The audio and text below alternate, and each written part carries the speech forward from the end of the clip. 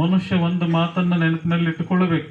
ಅದು ಯಾವುದು ಕೂಡ ಇಲ್ಲಿ ಶಾಶ್ವತ ಅಲ್ಲ, ಭಗವಂತನೇ ಶಾಶ್ವತ ಅಂತಕ್ಕಂಥದ್ದು ಮಾತ್ರ ನಾವು ತಿಳ್ಕೊಳ್ಬೇಕು.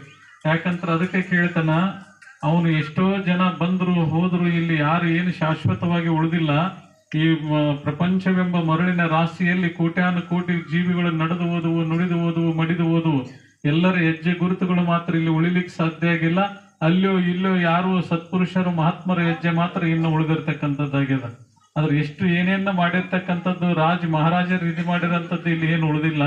ಅದಕ್ಕೆ ಭಗವಂತನ ಭಕ್ತಿ ಏನದಲ್ಲ ಅದು ಶಾಶ್ವತವಾಗಿ ಉಳಿತಕ್ಕಂಥದ್ದದ. ಅದಕ್ಕೆ ಹೇಳ್ತಾರೆ, ಬಲಿ, ವಾಲಿ, ಕಲಿ, ಕರ್ಣ, ಕೌರವ, ರಾಮ, ರಾವಣ, ನಳನಂಶ, ರಘುಭೀಮ, ಬಲಭದ್ರ, ಸಾಗರ, ಕೀಚಕ, ಶಿಶುಪಾಲ, ದಶರಥ, ಅತಿರಥ, ಮಹಾರಥರೆಲ್ಲ ರಾಣಿಗೊಳಗಾದ ಕತೆ ಕೇಳಿಲ್ಲವೇ ನೀನು? ಏ ಮನುಷ್ಯ, ಇವರೆಲ್ಲ ಏನಾಗ್ಯಾರ, ಎಷ್ಟೆಷ್ಟು ಬಂಗಾರದ ಕೋಟೆ ಕಟ್ಟಿ ನಾಣ್ಯ ನಡೆಸಿ ಕೊಟ್ಟವ್ರದ್ದು ಏನು ಉಳಿದಿಲ್ಲ. ಅದಕ್ಕೆ ಮನುಷ್ಯಂದೇನು ಉಳಿಯಕ್ಕೆ ಸಾಧ್ಯ ಇಲ್ಲ. ಅದಕ್ಕೆ ಉಳಿಯೋದು ಭಗವಂತ ನಾಮಸ್ಮರಣೆ ಉಳಿತದ. ಅದಕ್ಕೆ ಕಲಿಯುಗ ನಾಮಾಧಾರೆ ಅಂತ ಹೇಳ್ತಾರೆ. ಅದಕ್ಕೆ ಕಲಿಯುಗದಲ್ಲಿ ಭಗವಂತನ ನಾಮಸ್ಮರಣೆ ಯಾರು ಮಾಡ್ತಾರ ಅವ್ರ ಮನೆತನ ಯಾವತ್ತಿಗೂ ಕೂಡ ಸುಖ, ಶಾಂತಿ, ಸಮೃದ್ಧಿಯಿಂದ ತುಂಬಿರ್ತದ. ಅದಕ್ಕೆ